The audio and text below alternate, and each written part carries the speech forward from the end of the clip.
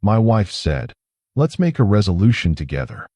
I replied, "Mine is leaving you." Then I served papers on New Year's Eve, took everything, moved out, and I smiled when her resolution was begging me back.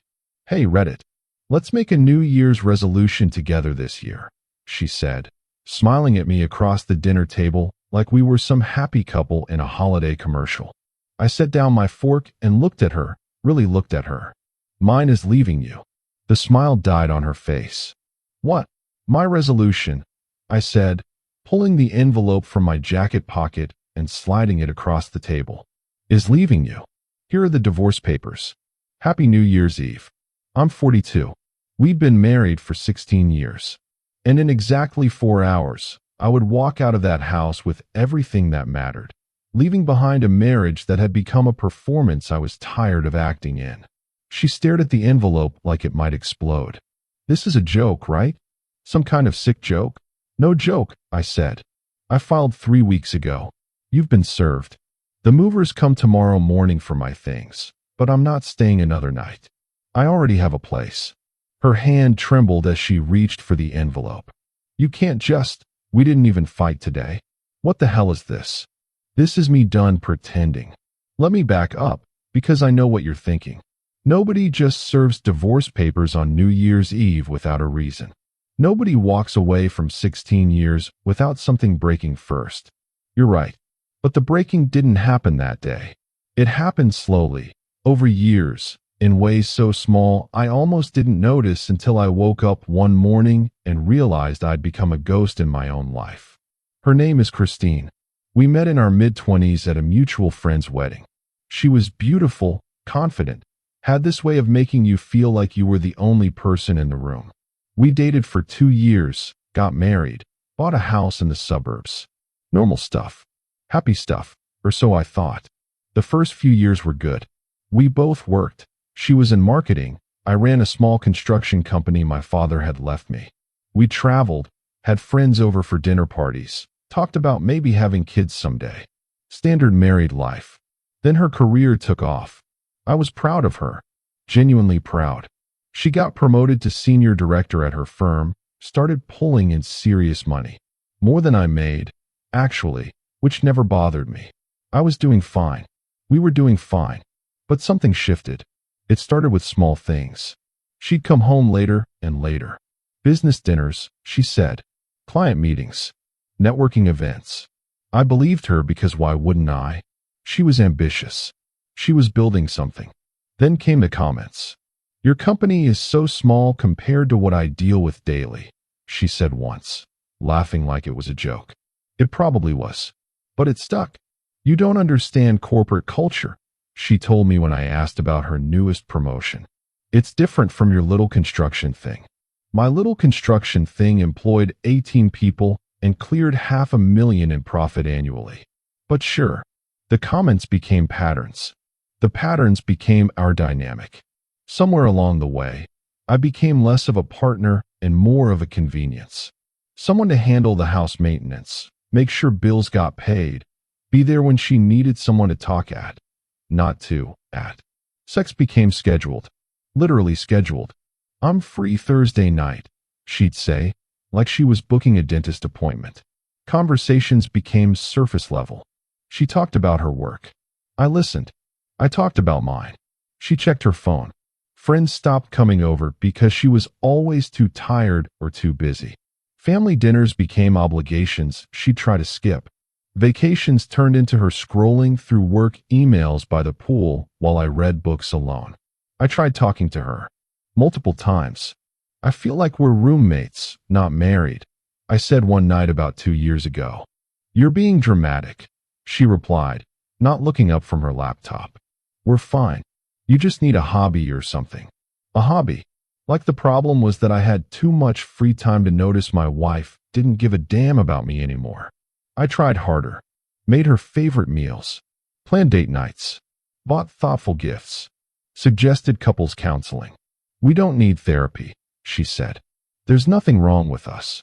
You're just going through something." I was going through something, all right. I was going through the realization that I'd spent years loving someone who saw me as an accessory to her life, not a partner in it. The final straw came 3 months before New Year's Eve. We were at her company's holiday party. Big fancy event at some hotel ballroom downtown. I put on my best suit, smiled, made small talk with her colleagues, played the supportive husband role. I overheard her talking to her boss near the bar. I was coming back from the bathroom, and they didn't see me approach. "Your husband seems nice," her boss said. Christine laughed. Actually laughed. "He's fine. Simple, but fine. Not everyone can be ambitious, right? Someone has to be the stable one. Simple." She called me simple, like I was some kind of pet she kept around for emotional support. I stood there for a moment, letting it sink in. Then I turned around, walked out of that ballroom, got in my car, and drove home. She came back 2 hours later, tipsy and annoyed. "Where did you go?" "You embarrassed me." "I embarrassed you?" People were asking where my husband went. What was I supposed to say? "You could have told them your simple husband went home." She froze. "You heard that?" "Yeah, I heard that. I didn't mean it like." "How did you mean it, Christine? Explain to me how calling your husband simple to your boss is supposed to sound." She sighed like I was being unreasonable. "You're taking it out of context. It was just small talk. Can we not do this tonight?" That was it. That was the moment I knew. I wasn't angry. I wasn't even hurt anymore. I was just done. The next morning, I called a lawyer. Over the following 3 months, I quietly prepared. I documented everything. Our finances, assets, property. I made copies of important documents. I found an apartment across town and signed a lease. I told exactly 3 people: my brother, my best friend, and my lawyer. Nobody else knew. Christine certainly didn't know. She floated through those 3 months completely oblivious, wrapped up in her work, her life, her world where I was just a supporting character. I planned everything down to the detail. The papers would be served on New Year's Eve. The movers would come the next morning. I'd be in my new place by January 1st. A fresh start. Literally. So that brings us back to the dinner table. Her holding the envelope. Me watching her realize I wasn't bluffing.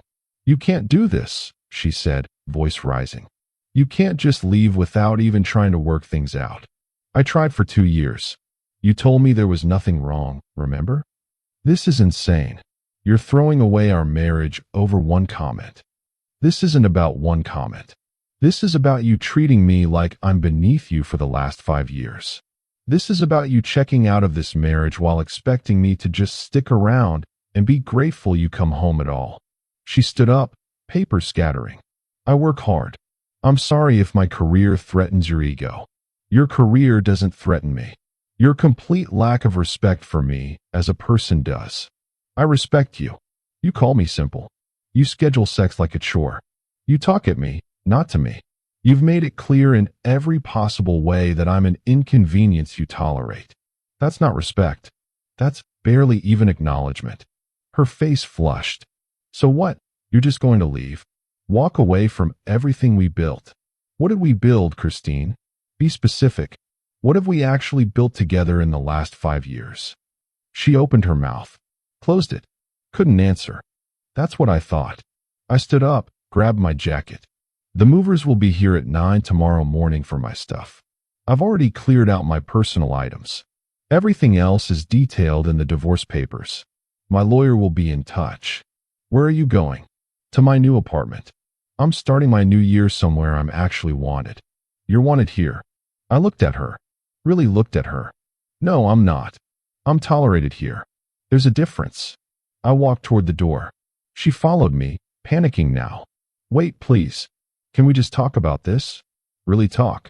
We can talk through our lawyers. Don't do this. Please. I'll do better. I'll change. We can go to counseling. Whatever you want. I suggested counseling 2 years ago.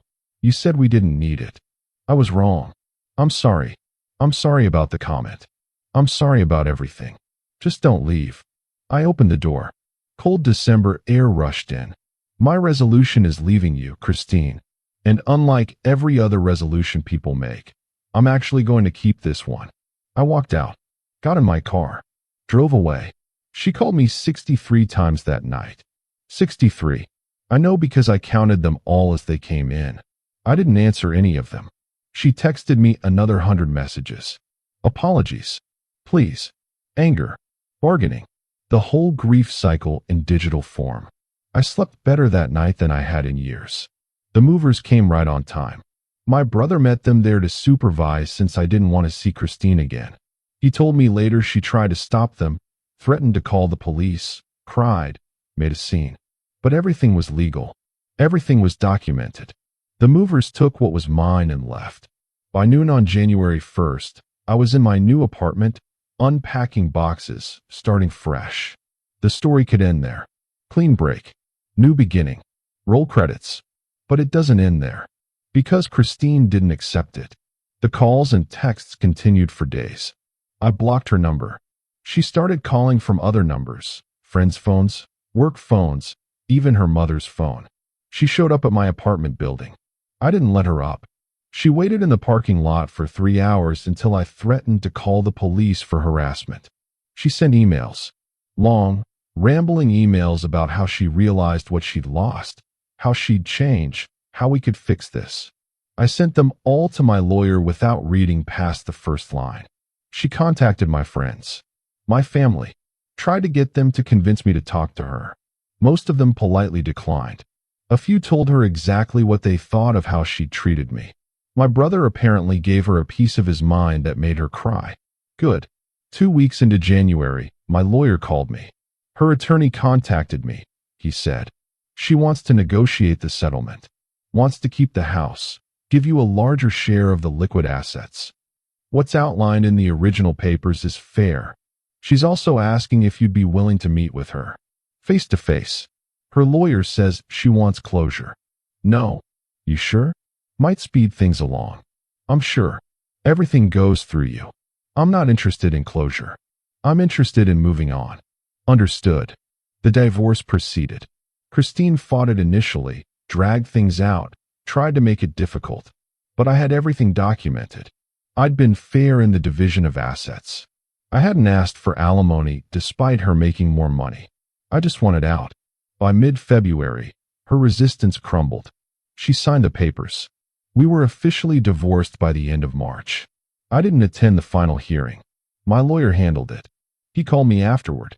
It's done, he said. You're free. Free. What a word. I sold my share of the house to her. She wanted to keep it for some reason. Maybe she thought it meant something. Maybe she just didn't want to admit failure by moving out. I took the money and invested it. Started expanding my business. Hired 3 more people. Took on bigger projects. I started dating again. Nothing serious yet, just coffee dates, dinners, getting to know people. Remembering what it felt like to have someone actually interested in what I had to say. I reconnected with friends I'd lost touch with during the marriage. Started going to the gym. Picked up woodworking as a hobby. Bought a dog. A rescue mutt named Hank who was just happy to exist. Life got better. Significantly better. I heard through mutual friends that Christine took the divorce hard. Really hard. She apparently told people she didn't realize what she had until it was gone. That she'd taken me for granted. That she'd made a terrible mistake. Too little, too late. In June, she showed up at my office. My secretary called me. There's a Christine here to see you. Says it's important. I sighed. Tell her I'm not available. She says she'll wait. Tell her she can wait all day. I'm still not available. She left after an hour. She tried 3 more times over the summer. Showed up at a coffee shop where I was meeting a client. Appeared at my brother's barbecue uninvited. Even contacted my mother, who politely but firmly told her to leave her son alone. Each time, I refused to engage. What was there to say? What conversation could we possibly have that would matter? She'd had years to value me. Years to treat me like a partner. Years to choose us over her ego. She chose wrong. That wasn't my problem anymore. By September, the attempt stopped. I heard she started dating someone from her work. Good for her. I genuinely hoped she treated him better than she treated me. I met someone too. Her name is Natalie. She's a veterinarian, funny, kind, treats me like an equal. We've been taking things slow, but it's been good. Really good. The kind of good that makes you realize how bad things were before. A few weeks ago, I got a text from an unknown number. Against my better judgment, I read it. It was Christine. I know you don't want to hear from me. I know I don't deserve your forgiveness. But I need you to know that I understand now. I understand what I did to you, what I lost. You deserved better than how I treated you. I'm sorry. I'm truly, genuinely sorry. I hope you're happy. I hope you found what I couldn't give you. You were never simple. You were everything. And I was too stupid to see it. I hope someday you can forgive me, even if you never want to see me again. Take care of yourself. I read it twice. Felt nothing. No anger. No satisfaction. No lingering hurt. Just nothing. I deleted it without responding. Because that's the thing about leaving someone who didn't value you. Eventually, you stop valuing their opinion too. My New Year's resolution was leaving her. And it was the best resolution I ever kept. These days, I wake up and have coffee with Hank on my apartment balcony. I go to work I enjoy with people I respect. I come home to someone who actually wants me there. I make plans and keep them. I laugh more. Stress less. Sleep better. I'm not simple. I never was. I was just married to someone who couldn't see past her own reflection long enough to notice the person standing beside her. Her resolution, as it turned out, was begging me back.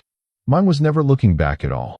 And let me tell you, when she came to my office that day in June, when she showed up places trying to talk to me, when those desperate texts came through, I smiled. Not because I wanted her to hurt, not because I was vindictive or cruel, but because I finally understood something important. Her regret was her problem, not mine. Her realization that she'd lost something valuable was too late to matter. Her desperate attempts to undo what she'd done were just noise I didn't have to listen to anymore. I'd spent years trying to be enough for someone who would never think I was. Years trying to fix something that was broken by design. Years accepting less than I deserved because I thought that's what commitment looked like. I was wrong. Commitment is supposed to be mutual. Respect is supposed to be given, not earned through degradation. Love is supposed to make you feel more, not less. And walking away from someone who couldn't provide those things wasn't giving up. It was waking up. So yeah, I smiled when her resolution was begging me back. Because mine was already complete. I'd left.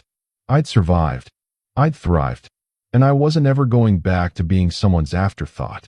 That New Year's Eve dinner, that moment I slid those papers across the table, was the beginning of my life, not the end. Best decision I ever made. Best resolution I ever kept. And the look on her face when I said, "Mine is leaving you." I'll remember that forever. Not because it hurt her, but because it freed me.